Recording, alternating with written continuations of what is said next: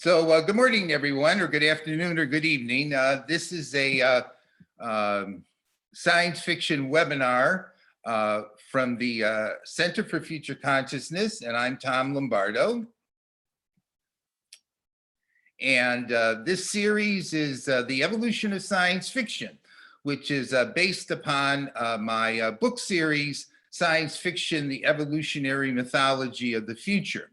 The event today is derived from chapters 7 and 8 of volume 3, Superman to Star Maker, which brings me to the end of volume 3 in my book series. And I wanted to mention two things before I begin, just in case people have to leave early. From now on, moving into the latter two books in the series, I'm going to be doing these events once every 3 weeks as opposed to once every 2 weeks. And I have a bunch of different reasons for doing that. I just want to slow the process down a bit, among other things. But at this point, volumes 2 and 3, I've completed in writing them, but there are various plans I've laid out for getting these two books published within the next few months. And some of you have already read drafts of these two volumes, volumes 2 and 3. But if any of you are interested in having a look at the volumes in order to either do an in-depth reading or a scan of the whole thing and write a short endorsement, which I could place in the body of those two volumes, I will send you PDFs of volumes 2 and 3, The Time Machine to Metropolis and or Superman to Star Maker. So in case you're interested, I have them available for you if you would like to write an endorsement, because I'm going to be getting them published within the next 3 to 4 months. In particular, I'm interested and I'd be happy to give you endorsements. Yeah. And my son Alex just showed up at the bottom. Okay, good. So he's here now. Good. Well, good morning, Alex. Good afternoon.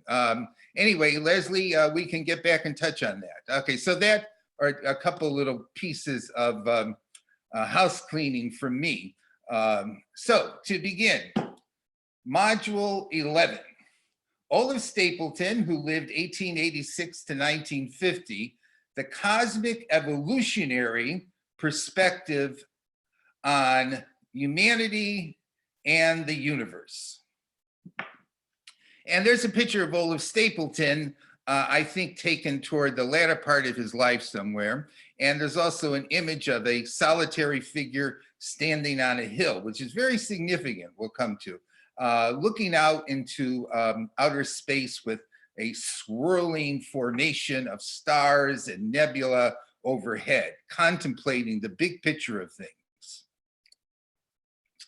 And as a good opening quote to capture Stapleton, besides his, Stapleton's, stupendous panorama, his vision of worlds and galaxies, of cosmos piled upon cosmos, the glimpses of the future that Mr. Wells and others have provided for us are no more than penny peep shows.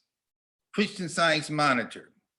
And in essence, what's being said there is that everything that came before in science fiction is tiny and relatively insignificant in scope and imagination to what Stapleton produced in the 1930s and the 1940s.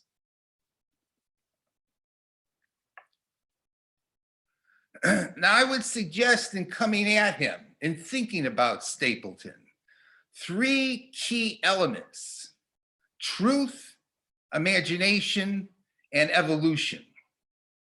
In the Encyclopedia of Science Fiction, Clute and Nichols state that throughout Stapleton's life, he had an unwavering dedication to the pursuit of truth.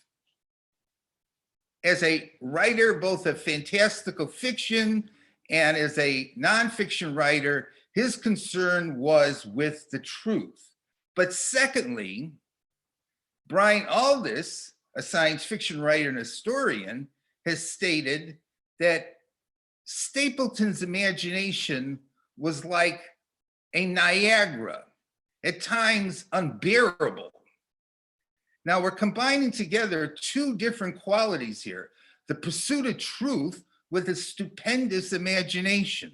And as I've suggested in the past in this webinar series, that through the advancements of science and digging deeper into the nature of reality and what indeed is true, humanity's imagination was not constricted, but actually was empowered.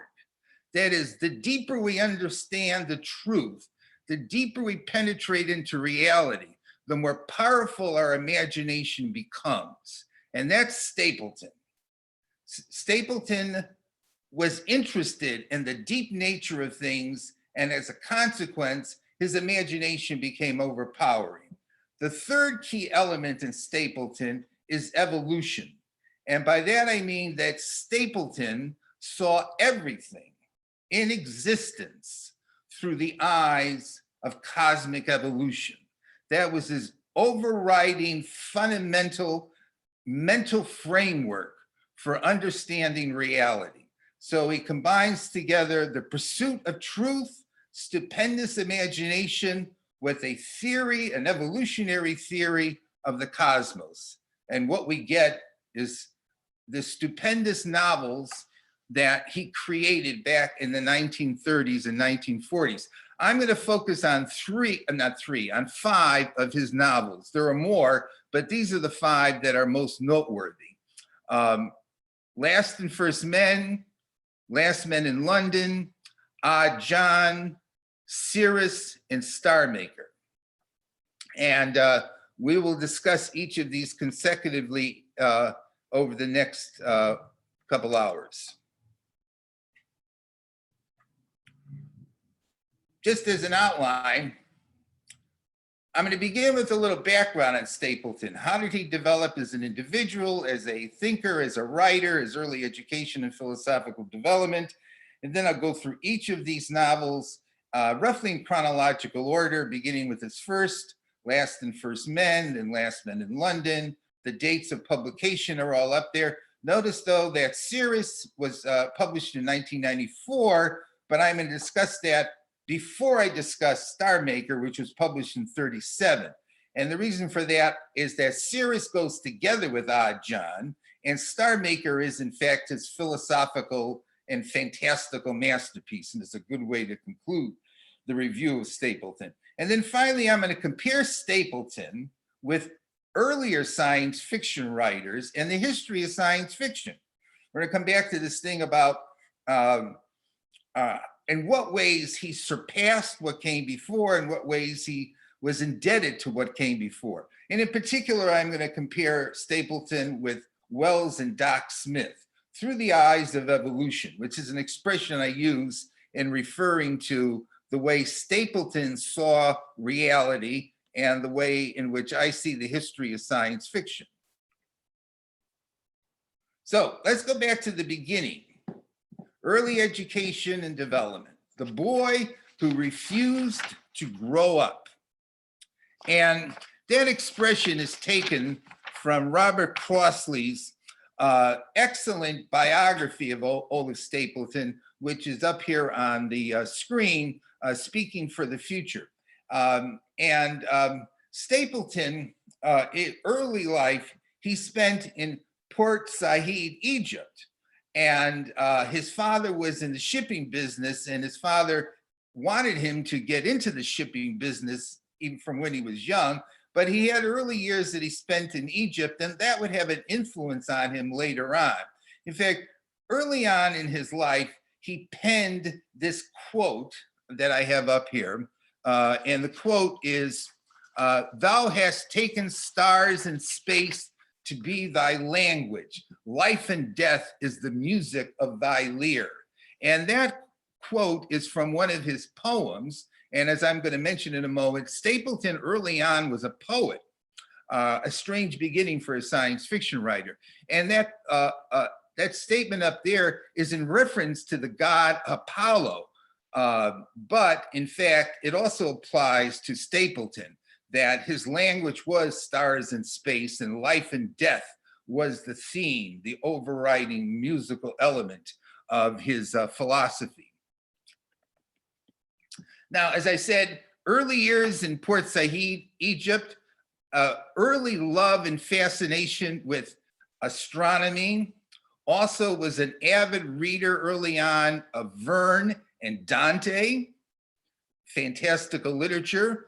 From early on, like H.G. Wells, he rejected traditional religion, felt as if it was non-credible, and when looking for some alternative way of understanding reality besides traditional religion. But from early on, he also pursued poetry. As a youth, he thought he wanted to become a poet. That image you see of him up on the screen on the left side there, to where the image of the book on Stapleton is, that image is probably taken when he was about 18 years old, and he was dedicated to becoming a poet. But as part of his unorthodox way of coming at things, he also had a romantic obsession with his younger first cousin, Agnes, who was actually 8 years younger than him. And Stapleton became obsessed with his 10-year-old cousin when Stapleton was a teenager and began writing love letters to her. Eventually, they married. Stapleton, as an undergraduate, two things in particular that I want to mention. He wrote an essay on Joan of Arc in which he argued that Joan of Arc was perhaps not supernaturally or psychotically affected vis-a-vis her images or visions, but rather there might be some naturalistic explanation for how Joan of Arc actually had these visionary experiences. So from early on, Stapleton had this interest in coming up with a naturalistic explanation of telepathy.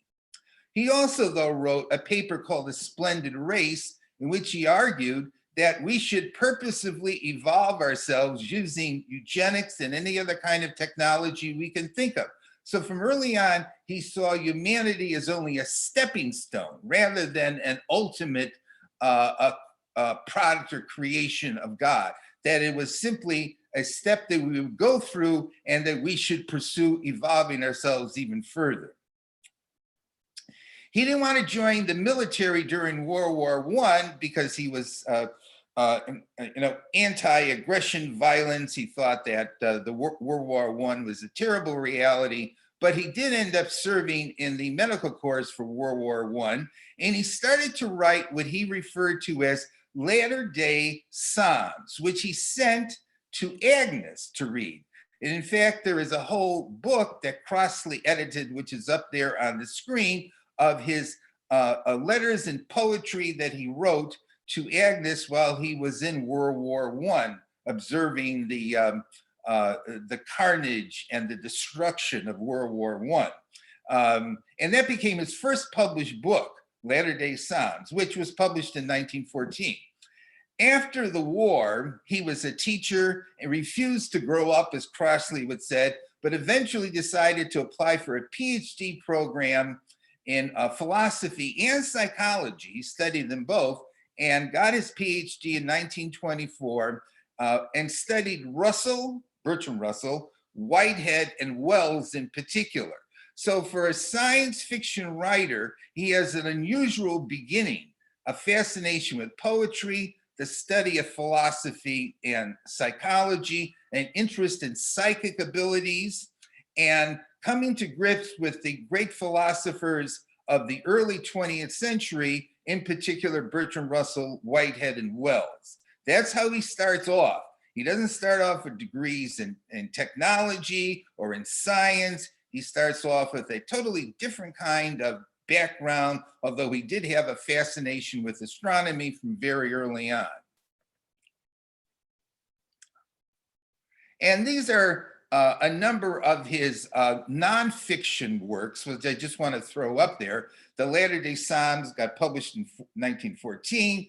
A Modern Theory of Ethics in 1929. And in fact, the Modern Theory of Ethics, published in 1929, according to Clute, again, from the Encyclopedia of Science Fiction, has a lot of ideas in it that kind of anticipate ideas that would develop in his science fiction. His best-selling book, though, of all of his fiction and nonfiction, was Philosophy and Living, which he published in 1939. And just like H.G. Wells, where H.G. Wells' most popular book was an outline of history and not any of his science fiction, with Stapleton, his best-selling book was Philosophy and Living and not any of his science fiction. So he was writing philosophy and writing about contemporary affairs while he was writing, beginning in the 1930s, science fiction. So he's a philosopher, contemporary commentator, and science fiction writer at the same time. He stopped writing poetry, though, by the time we get to the 1920s and 30s. But early on, he wrote a lot of poetry, and his first published book was poetry.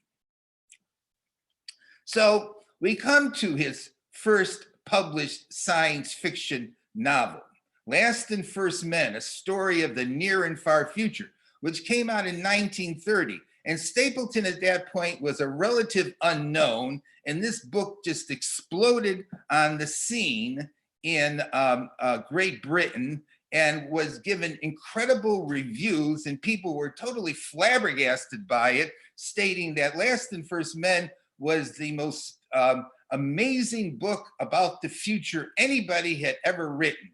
Now, there's an image of Stapleton about the time that he published Last and First Men. So he is, 44 in that image. And Arthur C. Clarke, years later, discovered Stapleton's Last and First Men and stated that no book before or since has had such an impact on my imagination. So this relative unknown publishes this book that gets reviewed as the most fantastic book on the future ever. And what is it? What is this book? Well, at the beginning of it, he states that he's attempting to write a myth. And he states a true myth is one which, within the universe of a certain culture, expresses richly and often perhaps tragically the highest admirations possible within a culture. And that's what he thinks he's doing when he's writing Last and First Men. He's creating a myth that expresses what we hold most dear, most profound, most important within our culture. I would suggest that Last and First Men exceeds whatever it is that is our deepest, most profound beliefs within the culture of the West in 1930 when this book was written. But he sure as hell tries to, in that book, embody in a fantastical story our most fundamental ideals and values. He tries to do that. And then he throws a curveball at you. In the introduction, as it begins, we see the following words. This book has two authors, one contemporary with its readers, that's us, the other an inhabitant of an age which they would call the distant future. Now, Stapleton in the preface had said he was going to use a particular device to create his vision of the future.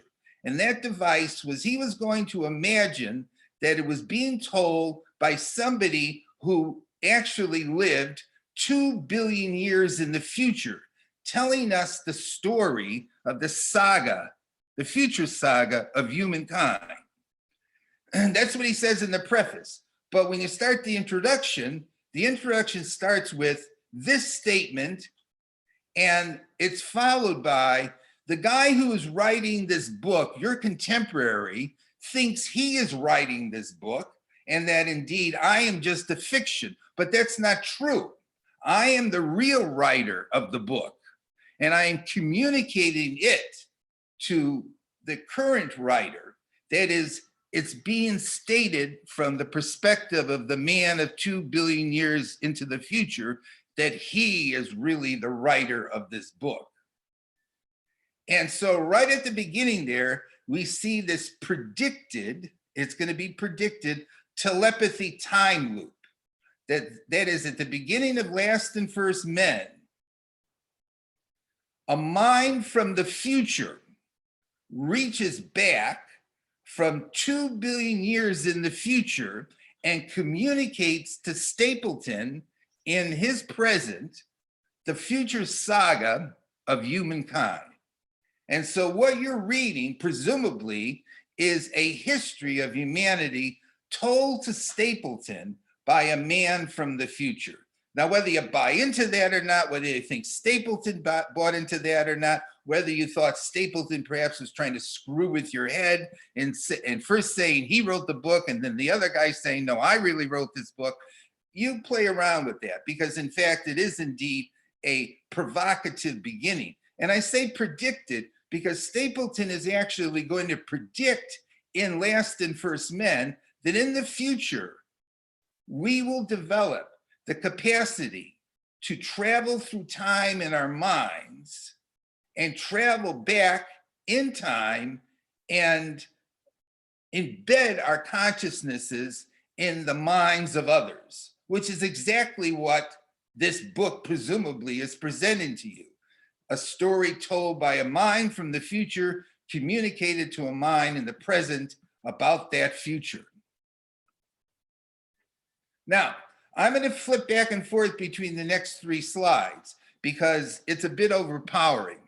What Stapleton does in Last and First Men is he presents a history of the next 2 billion years of human evolution.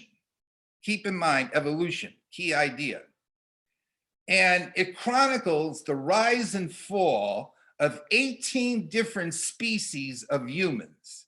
We are the first men, but there will be 18 different species of humans up to 2 billion years in the future.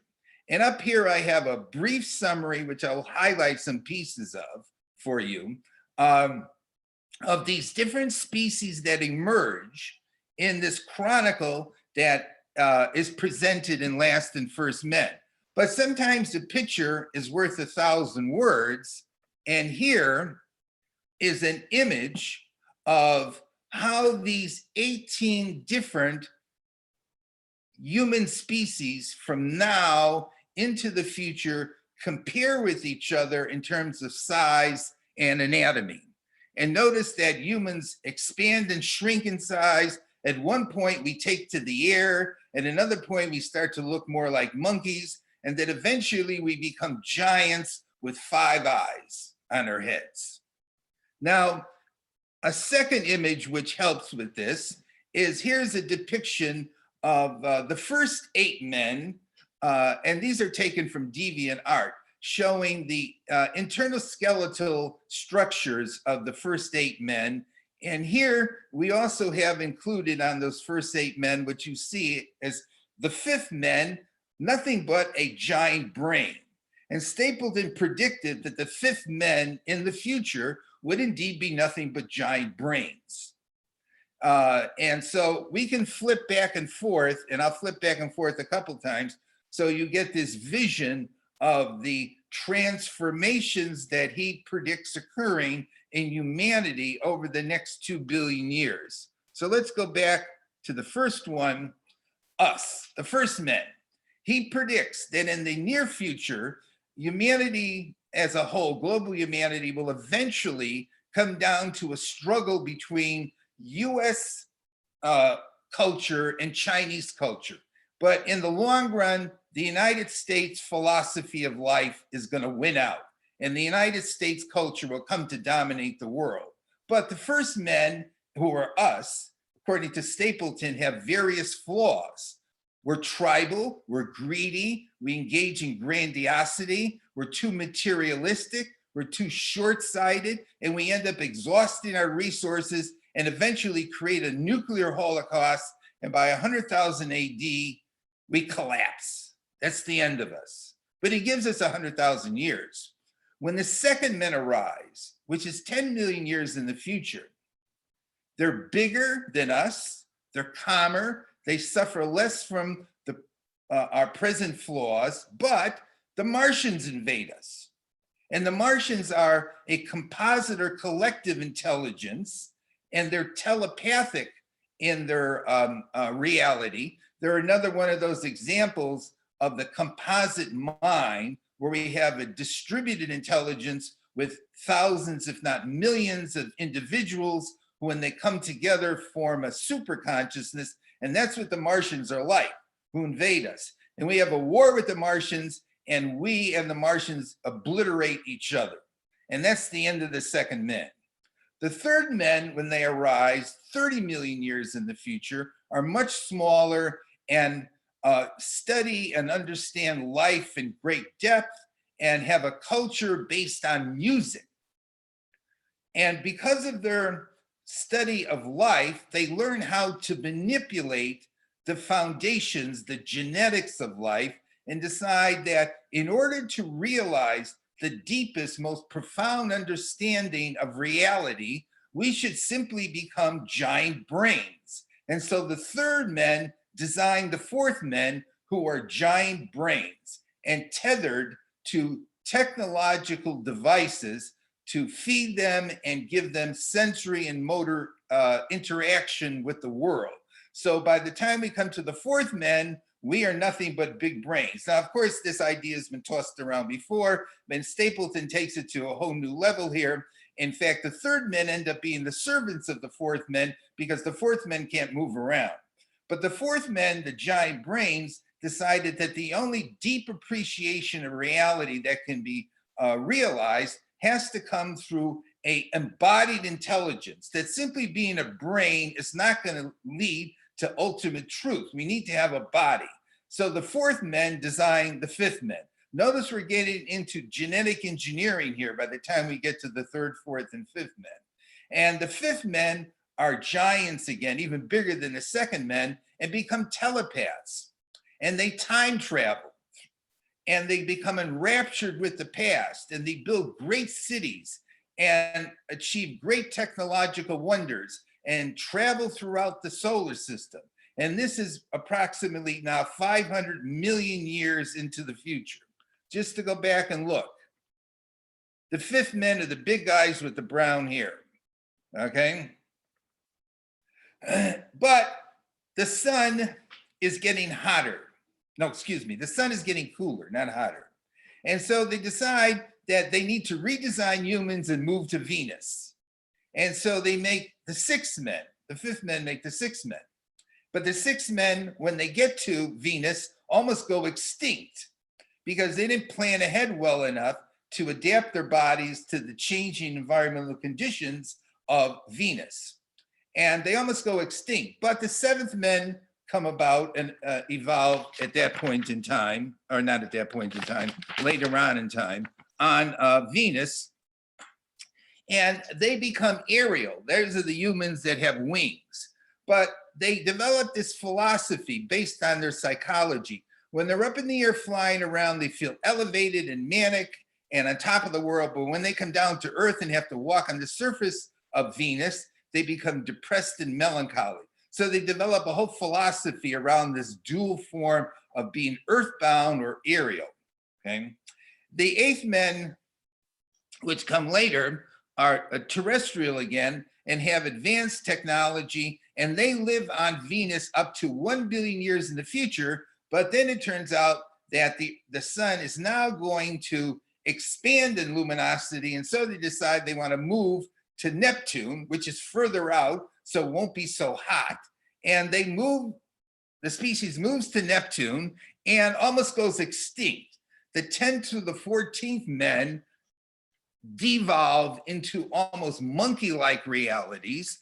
But finally, by the 15th men, we advance again. The 16th men, we become giants again. We redesign ourselves. We become telepathic. We rediscover our past, and we design a higher form of consciousness among us. And then at that point, we decide we want to redesign ourselves again, and then redesign ourselves again. The 18th men, who arise about 1.5 billion years in the future on Neptune. And let's just focus in on the 18th men, the final version of men.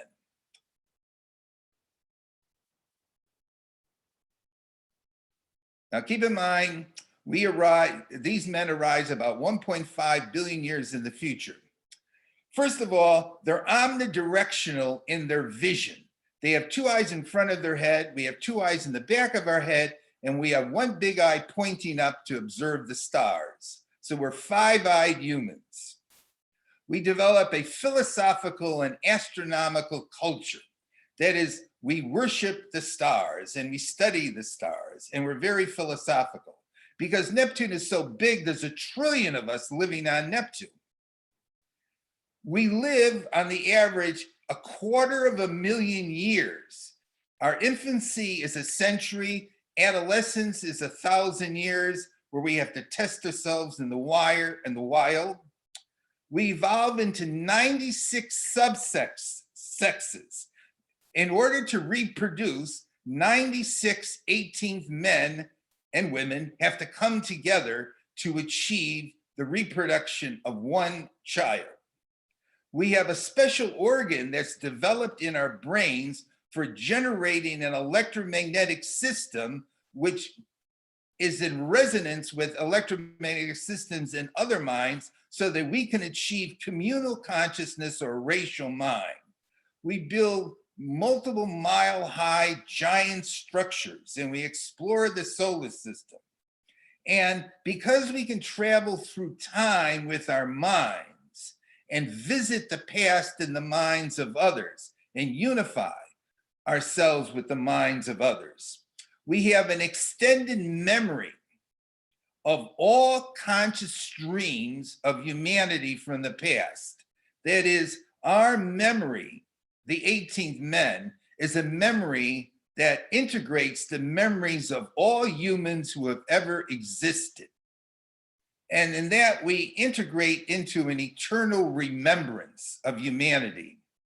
We develop a philosophy of ecstatic fatalism. That is, on one hand, we're life affirming, but at the same time, we realize that in time, everything becomes and passes away. And so we achieve this highest of all enlightenments to appreciate everything and all of its complexity and even ugliness. And then at the same time, we aspire to more and more. So we are life affirming and we're at the same time detached like a Buddhist. But when we travel outside of the solar system, we go mad. We can't seem to achieve interstellar flight. We're hoping for some soul to come along that will awaken us all to some kind of cosmic consciousness, but that never happens. We design spaceboards, which are seeds of humanity to be sent out into outer space. But we discover that there is this radiation from a star that is permeating and spreading out toward the solar system, which is going to destroy human civilization, all humanity, and there's nothing we can do about it. So 2 billion years into the future, after all of our advances, humanity ends, perishes, dies, and that's the end. So just as a summary here, this is a quote from the end of Last and First Men. One thing is certain, man himself is music, a brave theme. Man himself in his degree is eternally a beauty in the eternal form of things. It is very good to have been man, and so we may go forward together with laughter in our hearts and peace, thankful for the past and for our own courage. For we shall make, after all, a fair conclusion to this brief 2 billion year music that is man. The music of the spheres is a music not merely of sounds, but of souls. So just as a summary here of Last and First Men, this is a grand futures narrative. It's a 2 billion year story of how we go up and down and move along. But even with all of our accomplishments, there's always mystery and a beyondness. We never get beyond the solar system. We never achieve a cosmic mind. This is part of the quality of myth, that ultimate mystery to existence. It's the most in-depth and temporally expansive vision of human evolution produced up to that point in time. So he details the psychology, the technology, the ecology of future humans 2 billion years out ahead in great detail. It's set in an evolutionary context, but it's both natural and purposeful. So we naturally evolve, but we also take evolution into our own hands. It's a holistic evolution. So although he emphasizes the mental and the social and our ethical evolution, he describes the evolution of humanity's technology, the evolution of its biology. He continually asks the question of what would be the preferable ways to go in the future and how well we achieve it. So when he looks at each iteration of humans, he doesn't simply say, and this is what happened, but he also asks, was this a good thing to happen? And humanity, through this 18-stage history, engages in a wisdom narrative or wisdom narratives in the sense of humanity searching for wisdom. What is the ultimate wisdom, the ultimate insight? And I would say in this, Stapleton definitely unites together future studies and science fiction, because he unites together plausible consequences into the future, different possibilities, challenges that we could possibly meet, how we would engage those challenges and perhaps deal with them, and he reflects upon it all. So he's not simply telling you a story, he's telling you a story of how we could figure out through these different stages how to advance and what would be the roadblocks we'd face and what would be the important things that we would need to emphasize. What would it mean to have enlightenment? What would it mean to have a integrated, peaceful society? What would it mean to be psychologically healthy and ethical? All of those things. And so now we turn to the second novel, Last Men in London, which came out 2 years after Last and First Men. And because Last and First Men was so popular, people asked him to do a sequel to it, which he did. We have the same two authors again. We have Stapleton and the guy from the future. But in this case, we have a new character named Paul, who is written about in this book. And Paul is a character who lives through World War I and is actually an autobiographical character in that Stapleton seems to be describing the kind of experiences that he had living through World War I and going in and the medical corps, etc. But the last men in this novel also describe in more detail their capacity for moving through time and moving into the past. And they describe how they have to be trained and educated as historians from the future who enter into a portal of the past and get into mental resonance with this portal in order to go back in time and pick out minds from the past.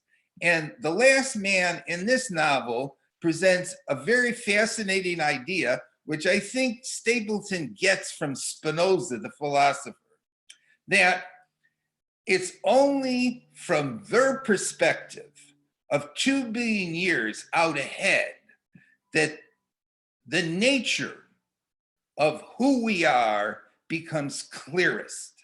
That is, they know us better than we know ourselves, in that it's only in the big picture, the temporal expansive self-reflection of looking back over the whole saga of human history, that these last men can really understand who we were better than we ever were able to.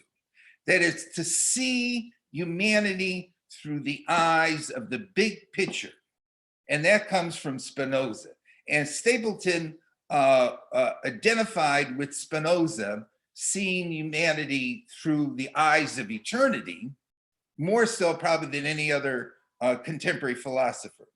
And Stapleton also says, or not Stapleton, the last man says, that only with the last men in this act of self-reflection does humanity really achieve its truest identity.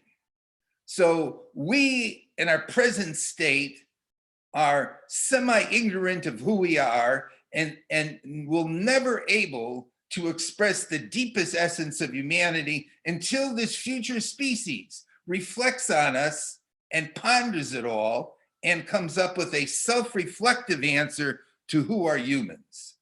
And Paul reflects on the human crisis that he's going through, on the flaws of humanity. He becomes a teacher and a prophet after the war. The last man who has infiltrated his mind finally reveals himself to Paul.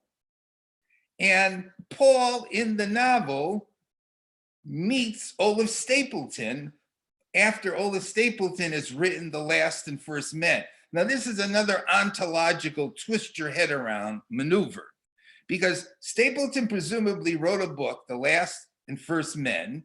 This book and that character are included in the novel, The Last Men in London. There's a fictitious person who's based on Stapleton autobiographically, who becomes a teacher and a prophet, and in the novel meets himself after he's written the book. And Paul and Stapleton are both disappointed with each other. In the novel, though, there's a character called Humpty, and Humpty is one of Paul's students, and Humpty is super evolved, but Humpty is grotesque and deformed physically. And Humpty eventually kills himself because of his great disappointment with humanity. But Humpty is a prelude to Stapleton's next book, Odd John. And finally, in Odd John, there is the story of Panther. And Panther is a female member of the Last Men. And the character of the future tells a story of his love affair with Panther 2 billion years in the future.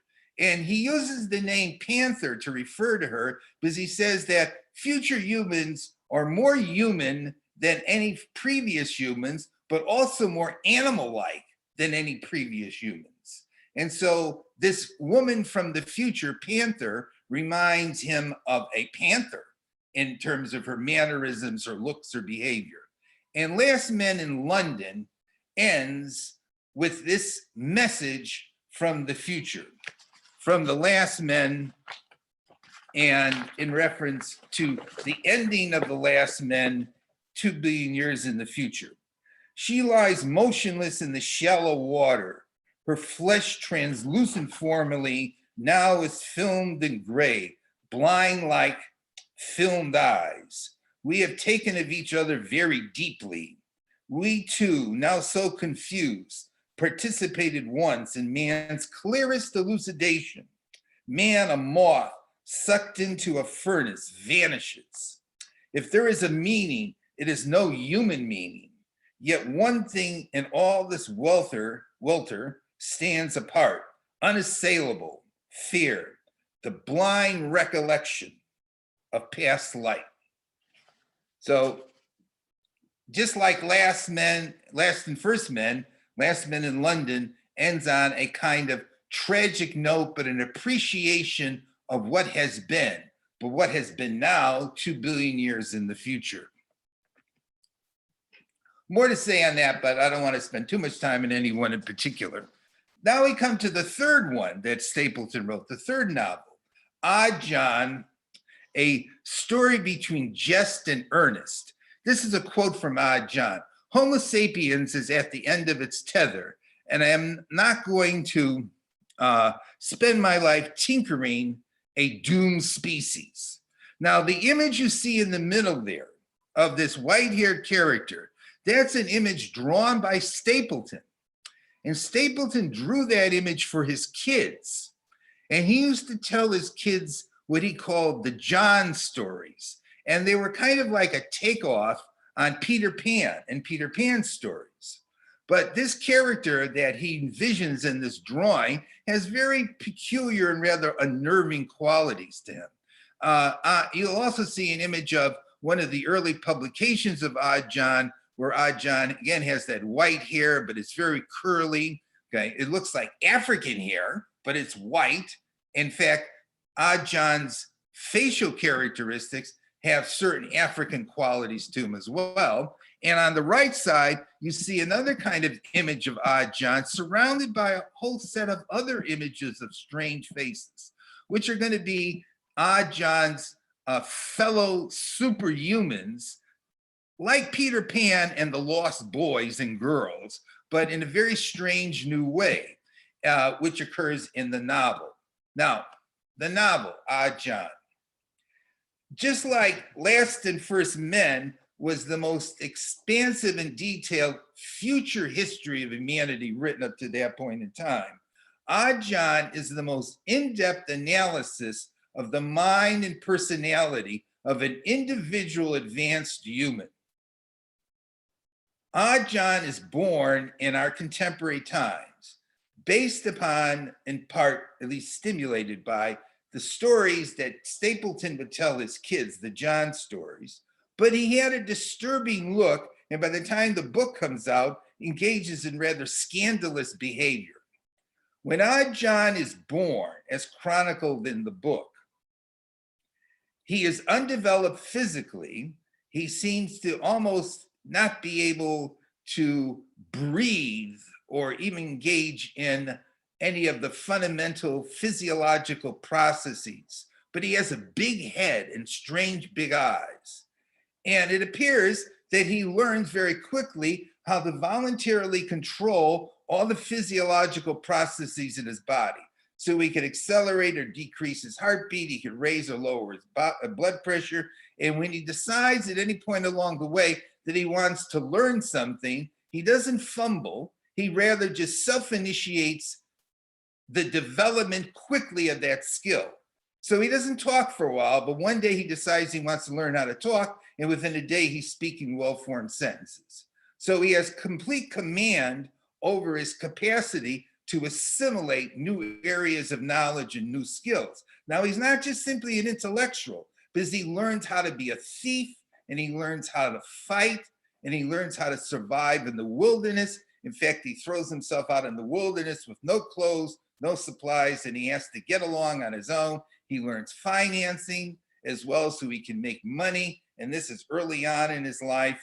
But he studies humans like an anthropologist, in that he doesn't identify with us. He sees himself as special, and people find him unnerving to be around. And he decides that human values, the ones we presently identify with, are irrelevant to him because he is beyond humanity, at least in his present form. And this is where, for 1935, even today, Stapleton engages in some scandalous passages in Odd John, where first Odd John decides he wants to try both sexes in terms of sex. And then to go even further, he decides that he wants to have sex with his mother, which he does. So he doesn't stay constrained within the bounds of human values. He murders somebody along the way because of the fact that he wants something, and this guy got in the way, a policeman got in the way of him achieving his goal. But to him, that's irrelevant because he's superior. But he views himself as an instrument of God. He develops psychophysical powers where he can make things, he's telekinetic, where he can make things move around with his mind. He develops telepathic powers, and where he goes searching for other advanced minds like him, which he finds, and he develops a communal conscious. He goes searching for intellects from the past, and he could move his mind through time, and he finds the smartest man who ever lived. And the smartest man who ever lived turns out to be an Egyptian fearing people across the Nile, and his name is Adlin. And Odd John, mind to mind, asks Adlin, who was 500 or 600 years old at the time when he makes contact with him, what are you doing being so incredibly advanced in your intellect just simply pushing this boat across the Nile for sightseers and traders. And Adlan requires that there are two fundamental obligations that Allah may ask of us, either to appreciate the wonder of his creation or to effectuate some kind of change or contribution to that creation. And Adlan says he is of the first kind, that he is here to appreciate the magnificence of creation, and that's what he does. And Adjan is overpowered mentally by Adlan, but eventually Adjan creates a colony in the South Pacific, and he foresees that humans will never leave him alone. And so with all of his fellow members, superior beings, he destroys himself and the colony so that we don't ever learn anything from them.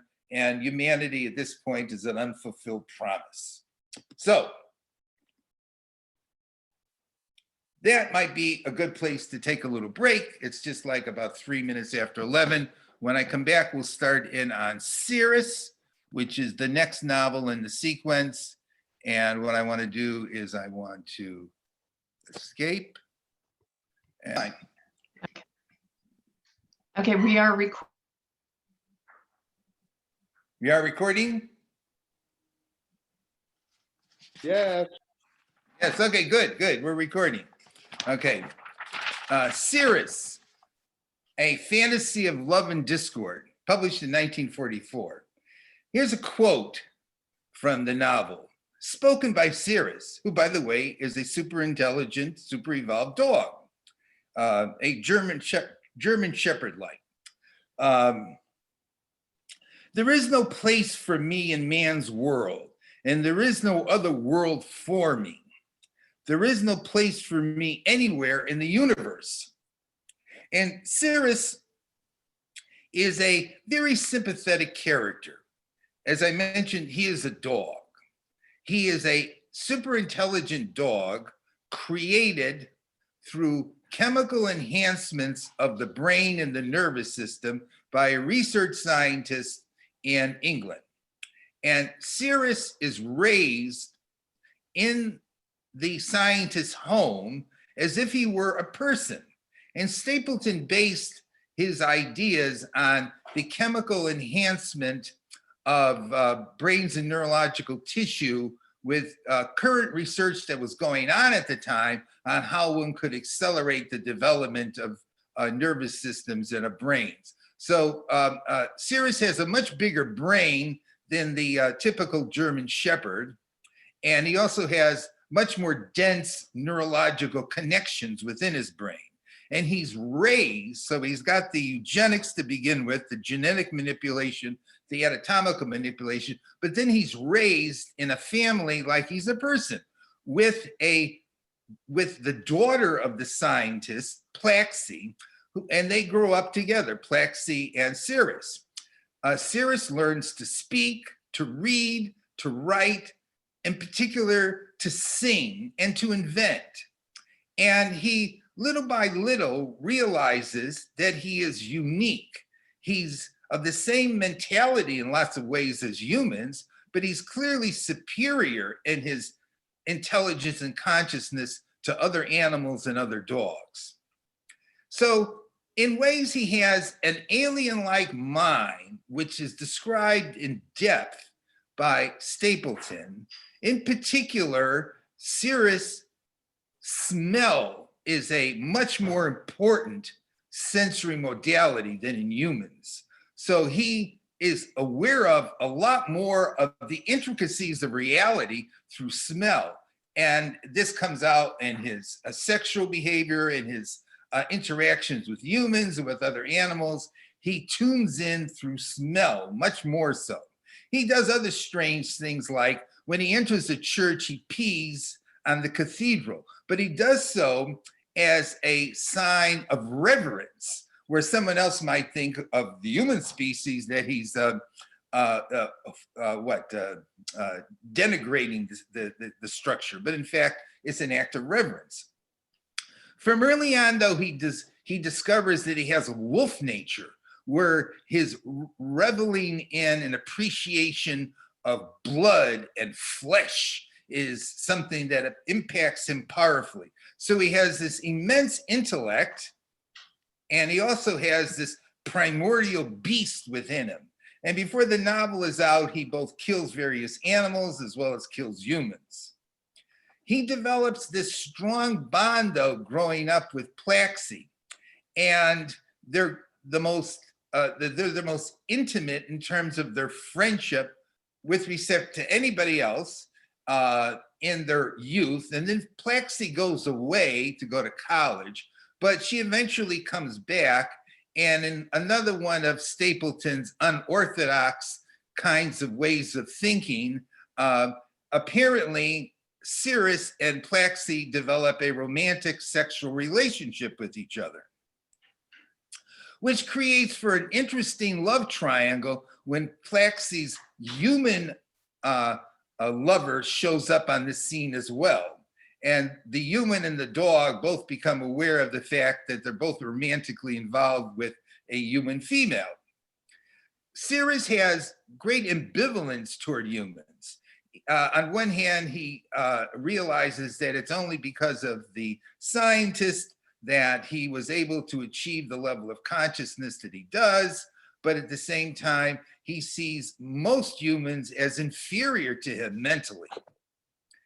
Cirrus, in my mind, up to this point in time at least, in science fiction, is the most introspective, highly philosophical mind that is found anywhere in science fiction, and he's a dog. Cirrus thinks about the meaning of existence, the meaning of life, his own place in things. He's constantly reflecting on his unique nature. He describes himself as an atom with no Eden or Eve. He ponders and reflects. So it's interesting that, and of course, science fiction often gets into the technological end of things. The most philosophical character up to this point in time, the 1940s, in my mind, is Stapleton's Cirrus, who is a dog, an introspective philosophical dog. And one could say that Stapleton is injecting into Cirrus his own philosophical mind, and Stapleton is also throwing in here the dual nature of humanity, the beast within us and the higher level of intellect within us, which he captures in Cirrus. And in the end, Cirrus is killed because he has no place. He's killed by humans, but he has no place within our world. And one feels great sympathy. One feels more sympathy towards Cirrus than one feels toward John, although one can feel sympathetic toward John. Keep in mind, though, that in both of these stories, both these narratives, we don't have big pictures. What we have are individual characters who are super evolved, one that is a product of natural evolution, a mutation, John, among many others across the world, and one who is a product of chemical manipulation in Cirrus. So in both cases, Stapleton considers what a more advanced mind would be like.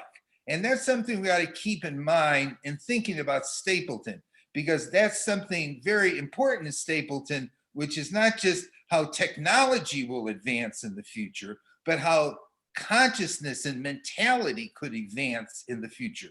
We saw that in Last and First Men, we see that in John, and we see that in Cirrus. And on that note, we move on to Stapleton's masterpiece, in my mind, Star Maker. And Clarke has a quote on this too, probably the most powerful work of imagination ever written. And I would say at the very least, in terms of my reading in Western literature, including fiction and nonfiction, it's the most powerful work of imagination ever written in the West. And that would include philosophers and science fiction writers up to that point in time. And maybe even today, because in ways it has a scope that few people have ever realized, even up to today. The place to start with Star Maker is, I would suggest to you, and keep in mind that Stapleton is a philosopher, that what he does in Star Maker is he presents a theory on the nature of reality and existence and the nature of what is good, that is an ethical theory, in the form of a science fiction narrative.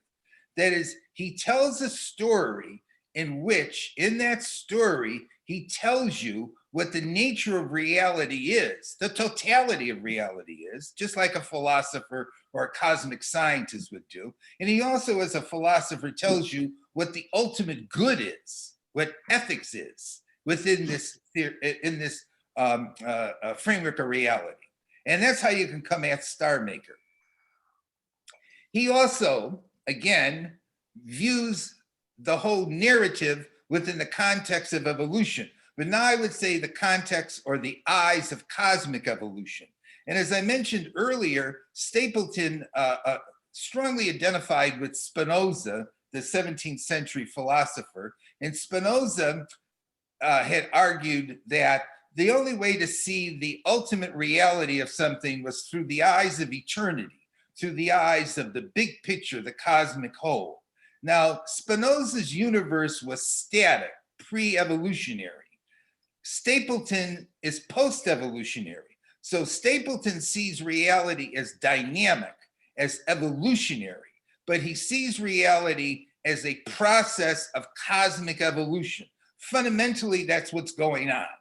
This is an evolutionary reality we're in. And it's the universe, it's a totality which is evolving. So we should see ourselves in that universal cosmic evolution. But he does resonate with Spinoza in that what he identifies with, what he reveres, is the beauty of the cosmos. What he sees as significant is the grand ultimate beauty of the whole thing. And when we come to the Star Maker, the best analogy we can come up with for the Star Maker is that the Star Maker is an artist attempting to create the most beautiful work of art. It's evolutionary mythology with this mystery and beyondness in it, even more so than in Last and First Men.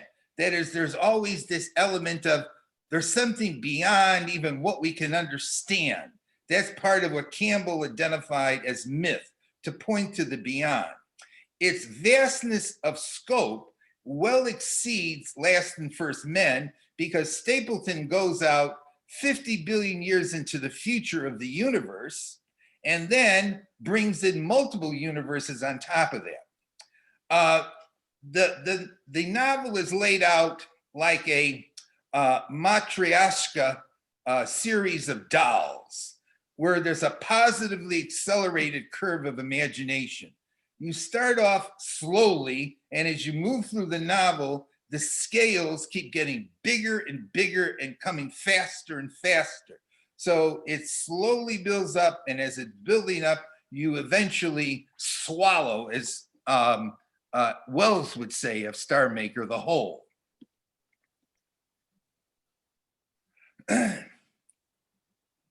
And Star Maker begins with an interesting line.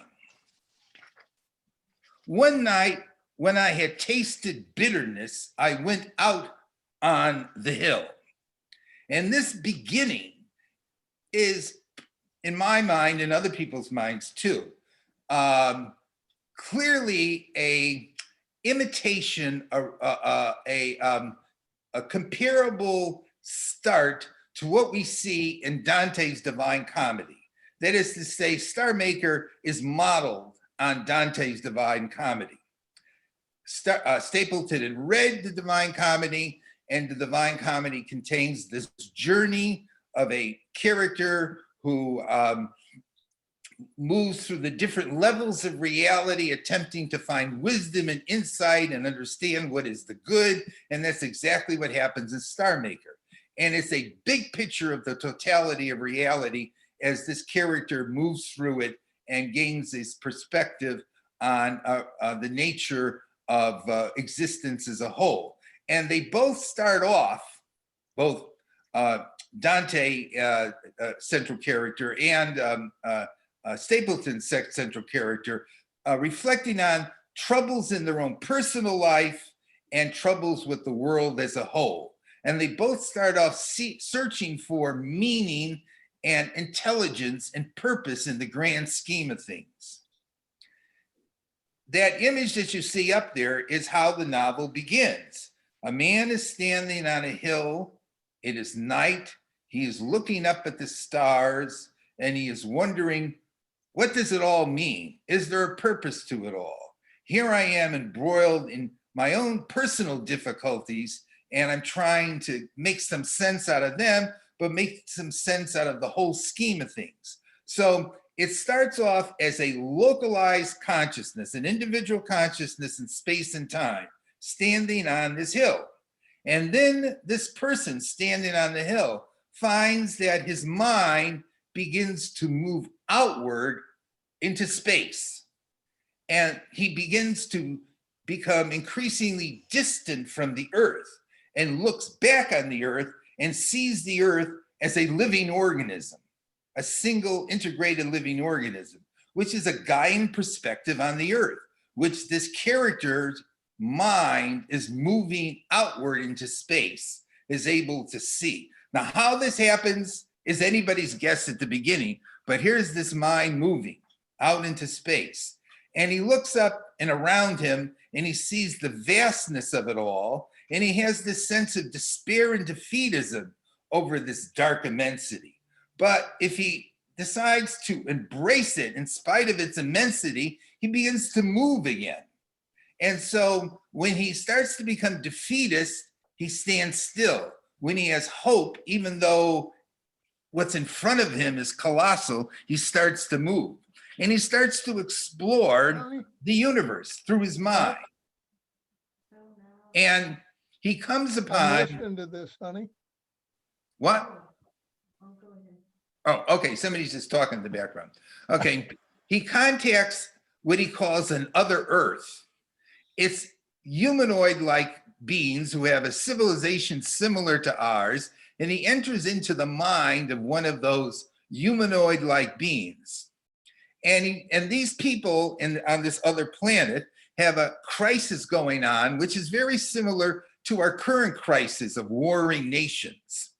But they're different in ways. And so again, Stapleton, being inventive, has these beings having much more of an emphasis, these humans, on taste and smell. And one of their fundamental philosophical debates is, what is the true taste of God?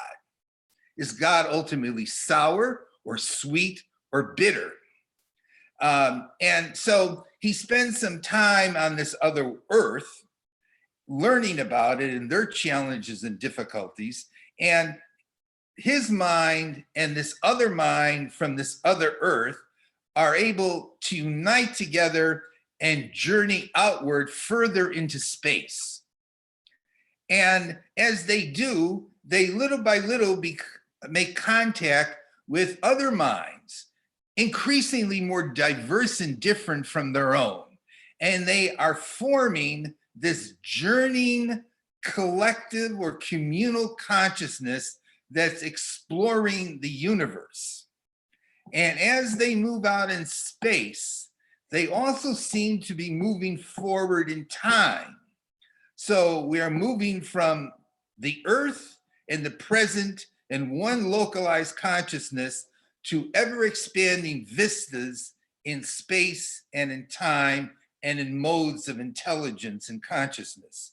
And they encounter literally a cosmic zoology of aliens, as well as a diverse array of civilizations in the galaxy, in the Milky Way. Now, here are some first approximations of some of the characters or some of the species that Stapleton envisions populating our galaxy. The other men, which I have already described, the echinoderms, which are five-pointed intelligent beings who live on certain planets in the galaxy, and the symbiotics, excuse me, who are arachnoid and ichthyoid species who have formed this symbiotic relationship And who's the fourth one I have up there? I can't see it. It's behind my, there's somebody there, but I The can't see. plant man. The plant man. Oh yeah, the plant man. The plant men who are a combination plant and animal. And during the daylight, they become very passive and embrace the radiance of their sun and become very Buddhist-like and meditative, but passive. And at night, they become more animal-like and construct and build. And they are an interesting combination of two different kinds of mental dispositions. Now, these are some of the beings that populate the galaxy that the traveling collective consciousness encounters. Now, Leslie, who is up there, Alan Combs, his son, Alex Combs, was interested in Star Maker and did a series of much more vivid and imaginative images of aliens from Star Maker. And I don't know if Alex is right in on the discussion right now, but here's Alex's images of aliens from Star Maker. Now, there are many, many other aliens that they encounter on their journeys, but there are beings like the nautiloids, who are aliens who are intelligent sailing ships. There's a different kind of image of the plant men. There are bird men who fly. In fact, the Venusian men were one kind of bird men. There's a different kind of image of the five-pointed echinoderms, which are up in the right-hand corner. And so here's a first place where Stapleton jumps up to another interesting new level of imagination. There have been many people throughout the history of science fiction up to this point in time who have created a great assortment of different aliens. But I don't think anybody has created such a diverse assortment of aliens populating the Milky Way as Stapleton does in Star Maker. And I'm acknowledging that Doc Smith had a ton of different imaginative aliens. Edgar Rice Burroughs had a lot of different kinds of aliens. But in terms of breadth of different possibilities of alien intelligence, Stapleton and Star Maker seems to go beyond that, any of them. And so this collective communal mind begins to explore the galaxy and contact and observe various types of alien intelligences scattered about through the Milky Way. Here's a quote of when the collective traveling mind enters into the mind of a nautiloid. It was a strange experience to enter the mind of an intelligent ship, to see the foam circling under one's nose as the vessel plunged through the waves, to taste the bitter or delicious currents streaming past one's flanks, to feel the pressure of air on the sails as one beat up against the breeze, to hear beneath the waterline the rush and murmur of distant shoals of fishes, and indeed, actually, to hear the sea bottom's configuration by means of the echoes that cast upon the underwater ears. You can get a sense there both of an alien consciousness, but of Stapleton's poetical nature when he describes these various aliens, and in fact, often in many other different kinds of passages in his novels. That is, you could hear Stapleton the poet right there. And Stapleton the poet definitely comes through quite a bit in Star Maker as he describes various events and creatures throughout it.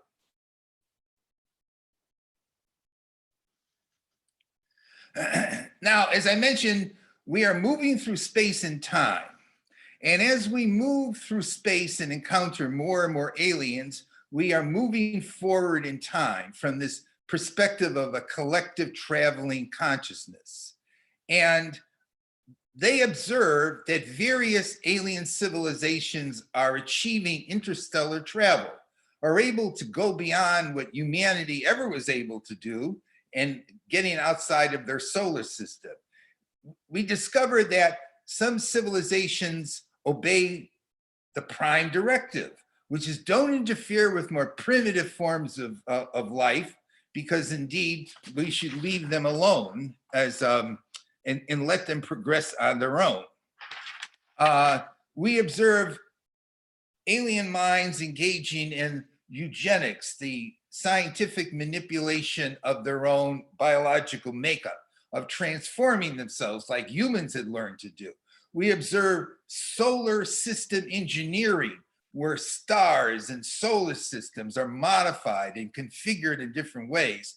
The symbiotics, who are one of the most advanced alien species in the galaxy, make Dyson rings, make living worlds where life and the planetary and technological structures are integrated into a Gaian biotech consciousness. We create goldfish bowl, they create goldfish bowl worlds where the aquatic ichthyoids look out upon the world around them through a clear and outer surface where the inside of the surface is filled with water.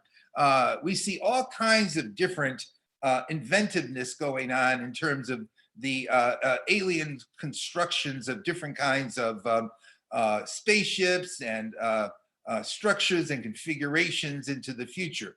We see utopias begin to emerge, although a lot of different civilizations fail at this and collapse and never realize ideal or more evolved societies. We see stellar coalitions develop among different species and different star systems, and wars of conquest, say like, for example, in the kinds of things envisioned in Star Trek and Star Wars. But this is at a big, big scale at the galactic level. And we eventually see the emergence of absolutist perverted empires who believe that they have the one true answer to life, the universe, and everything, and attempt to conquer everyone around them. And the symbiotics, 10 billion years in the future, through their extreme mental powers, totally mentally fragment the absolutist perverted empires, in that they fragment their consciousness into individual elements so that they've lost their cohesion. And so these powerful minds of the symbiotics defeat the authoritarianisms that emerge in the galaxy about 10 billion years in the future. Roughly 30 billion years in the future, the combined biological intelligence of the galaxy unites together into a galactic mind, a single communal consciousness of all intelligence in the Milky Way. And they reach out beyond the Milky Way and make contact with intelligence and consciousness in other galaxies. And that's at 30 billion years in the future. And so they decide that they are going to send solar systems, suns or stars, and planets on journeys to other galaxies to actually physically make contact with intelligent life in other galaxies. But when they send these moving solar systems out, the stars keep exploding when they leave the galaxy, when they leave the Milky Way. And they eventually discover that the stars are conscious. They're a form of intelligence.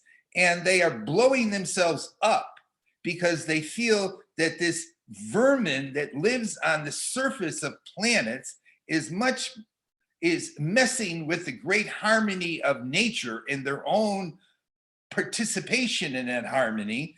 And they are trying to destroy us, the biological forms of intelligence, and disrupt our plans. Eventually, though, the solar form of intelligence and the planetary form of intelligence unite together into a more thorough galactic form of intelligence, and in fact, even unite together with the first form of intelligence in the galaxy, which is the intelligence that was embodied in nebulous, of course, nebulae, early on in the emergence of the Milky Way. And so we get a unity of our past intelligence in the Milky Way with our present intelligence in the Milky Way. And then the evolution of intelligence that has emerged in star systems unites together with the nomadic wandering forms of communal intelligence, of which our one character is part of. And so we get this unification of the evolution of intelligence in the Milky Way. Now, at this point, we're moving up to roughly 50 billion years in the future. And we finally achieve a cosmic mind. And a cosmic mind is where the minds of all the individual galaxies come together. By that time, the stars have burned out and we've had to redesign our worlds and redesign life because, in fact, we cannot no longer exist in previous forms that we did before. So the nautiloids and the symbiotics and all of those different alien forms all disappear, and these new forms of life emerge, which are able to subsist in a world of dying suns. And they've been searching for the star maker. And the supreme moment in the novel comes where, in fact, the combined intelligence of the entire universe makes contact with the star maker. And the star maker turns out to be unfathomable and appalling. As they describe it, the star maker transcends us, but is our most innermost nature. And what they discover is that the star maker is an evolutionary being who is participating in an indeterminately large number of progressively more evolved universes on the wheel of creation. And as the creations evolve in sophistication, the star maker is evolving in sophistication too. So it's kind of reciprocal and coevolution. That is, God and the multi-universe evolve together. And the star maker is like an artist who's contemplatively experimenting with existence and making each form of existence more evolved than the last form, each universe, and attempting to eventually get to an all-encompassing supreme beauty that takes in all of the beauty of all the different universes in an ultimate cosmos. And our cosmos is not that ultimate cosmos, but our cosmos does teach the star maker something along the way. Now, Stapleton says there's no way to describe the experience of the star maker at the end, that even the entire mind of the entire universe 50 billion years in the future can't make sense out of this incredible thing that exists transcendent to us, but is the deepest thing within us. And so in the end, although science fiction frequently has tried to throw God out the window in talking about the future and talking about science fiction-like topics, Stapleton brings God back in. But he doesn't bring God back in, he doesn't bring the star maker back in like a Judeo-Christian God, because in fact, the star maker is not static. The star maker is evolutionary, and the star maker evolves through its creations. And the star maker is like an artist more than he's like a good father watching out for us.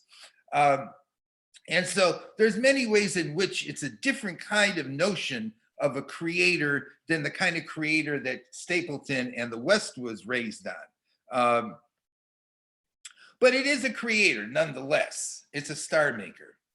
So in the finale, all of a sudden, the character finds himself back on the hill, having had this 50 billion year cosmic adventure. He sees his wife as his bedrock and the twin guiding lights in front of him as human community and the stars. And he sees that he now has this urgency to contribute to the evolution of the world.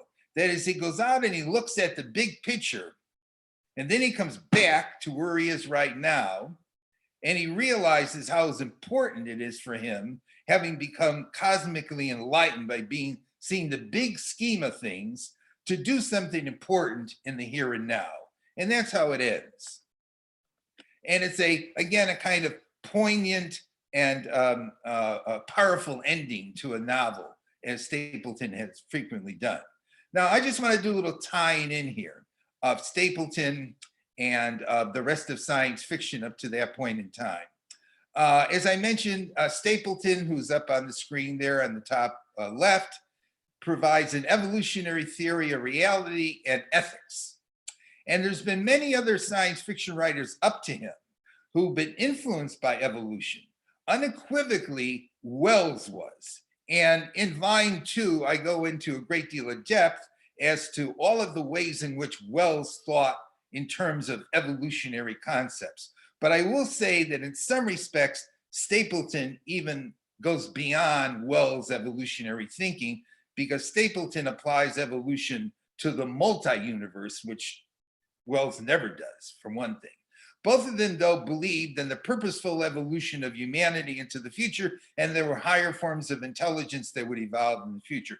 But there are other writers who were cosmic in their thinking about evolution before Stapleton. And two I should note are Camille Flammarion, who's the gentleman with the beard on the top in the middle up there, and also John Jacob Astor with the mustache down below in Journey in Other Worlds. And Astor presents an evolutionary cosmology, and Flammarion presents an evolutionary theory of the development of life in the universe.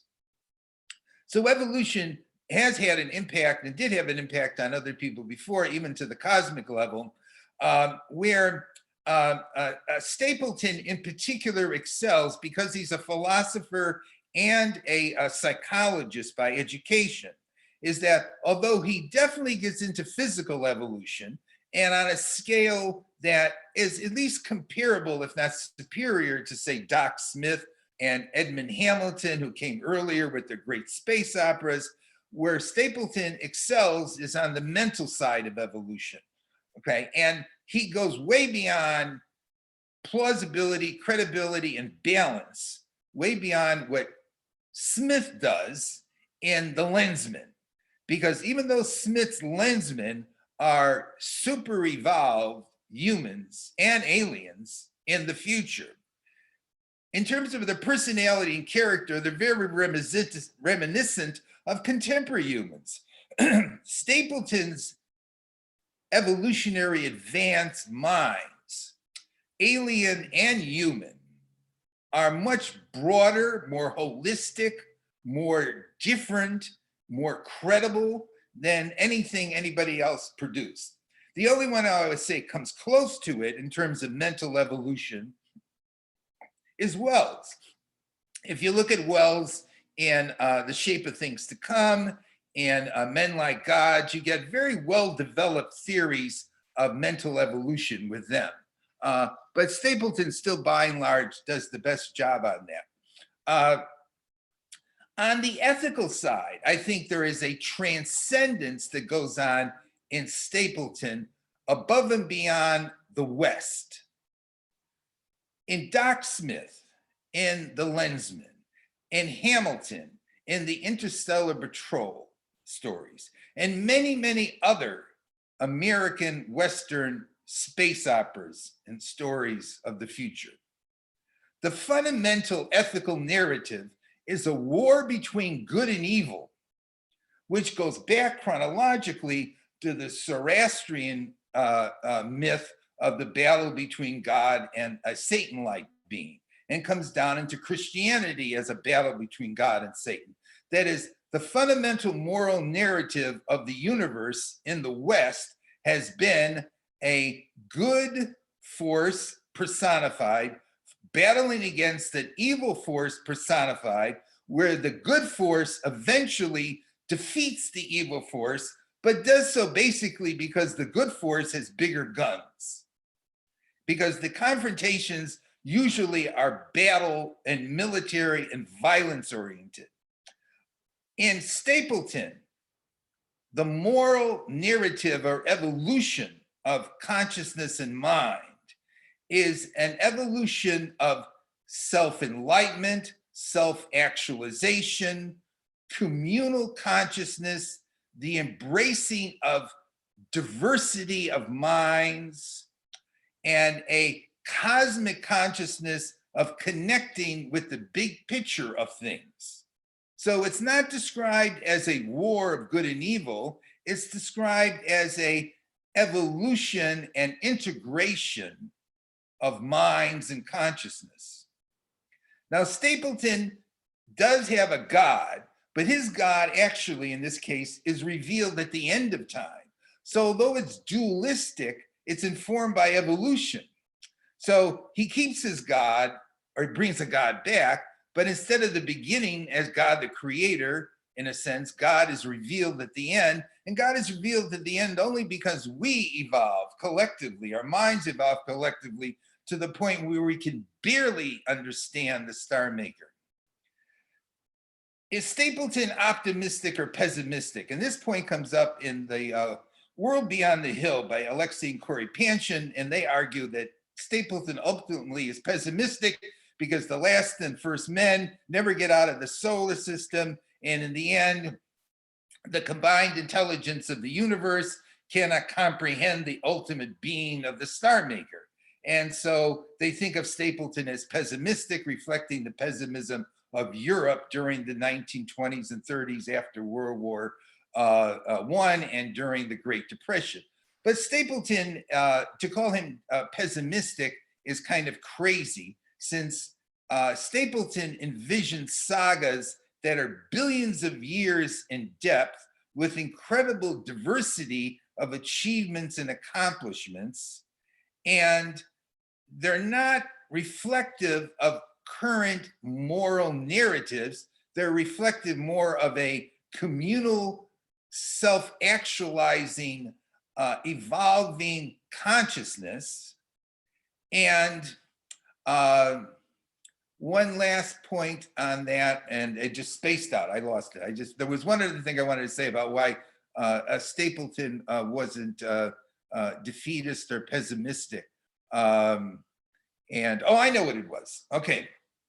The West could be accused, and maybe other people as well, of arrogance, of believing that we have the answers to everything. But Stapleton, as a philosopher, must have realized, given his understanding of epistemology, that human knowledge is always limited, always contingent. And the more we know, the more we realize we don't know. And the beyondness of things is always there. In order to be wise, one has to acknowledge that beyondness. And Stapleton acknowledges the beyondness. Smith and the soap opera characters are conquerors. They beat the evil realities out there. They achieve victory. There is no beyondness, okay, like there is in Stapleton. What Stapleton says, no matter how evolved we get, no matter how evolved the universe gets, there's always something more. There's always a mystery. And this I see is more empowering than I see it as defeatist. And finally, just to tie together Wells and Stapleton, in particular, the Time Machine and Star Maker, the Time Machine in 1895 is the first really significant, highly influential vision of the future that anyone created. 1895, it became the standard. I mean, isn't that like people that journey into the future before, but the Time Machine becomes the classic reference point where we go out 800,000 years to the Morlocks and the Eloys and go out 30 million years to the end of humanity and the giant red sun hanging at the horizon. Okay, that's the Time Machine. And that's also the classic beginning for time travel stories too. Now, between 1895 and 1937, that roughly 40 billion year period, we find Stapleton, who definitely read Wells, and Stapleton felt like he was influenced by Wells, although Wells said that he didn't influence Stapleton, at least that's what Wells said. We have Stapleton now not journeying out 30 million years and 800,000 years to the Morlock and the Eloys, but we have Stapleton who journeys out 2 billion years into the future of humanity and 50 billion years into the future of the universe, and articulates in a lot more detail, a lot more depth, informed by evolutionary theory and astronomy and what he learned from J.J. Bernal, who I didn't even mention, on possibilities of technological evolution, is informed in much more depth and detail about the future and the future of humanity than Wells was in the Time Machine. So we do this jump from Wells' The Time Machine to Last and First Men, which goes out 2 billion years and flushes out evolution a lot more in a lot more detail and a lot more possibilities of humans. and then take another step to the Star Maker, where we go about 50 billion years into the future and flush out the evolution of aliens and alien civilizations and alien intelligences 50 billion years into the future, and then throw in God at the end of the whole thing, the Star Maker. So Stapleton definitely builds on Wells, and they knew each other and communicated with each other, but and Wells was definitely a stepping stone, the time machine and time travel. But with Stapleton, it's a stepping stone. And with Stapleton, it's a lot further out and a lot more detail. And now with Stapleton, we have time travel that doesn't even involve time machines. We have time travel where minds travel through time, both into the future and back into the past. And in fact, you know, it's perfectly plausible within Stapleton's vision of the future that minds from the future could communicate with minds from the present, and that minds from the future could be watching us, and that our clearest, most deepest understanding and realization of who we are is only going to come through these more advanced minds distantly away from us in the future. So that's the end. So next time we're going to go on to the Golden Age, which is the basically the 1940s, with A.E. Van Vogt and John Campbell and Robert Heinlein and Henry Kuttner and C.L. Moore and Isaac Asimov. Those are going to be some of the key people I'm going to highlight. And there's an image of Black Destroyer by A.E. Van Vogt, which is one of the more hideous alien creations developed during the 1940s, along with Who Goes There by John Campbell, who's up there smoking his cigarettes, which he said were not affecting his health at all. He died when he was about 60 from it. And the first really great husband and wife team, Henry Kuttner and C.L. Moore. And there's an image from Shamblu, which C.L. Moore wrote. Okay, so that's what we do next time in 3 weeks. So thank you. It's 3 minutes after 12. I'm sure we got more comments, and you could stay on board.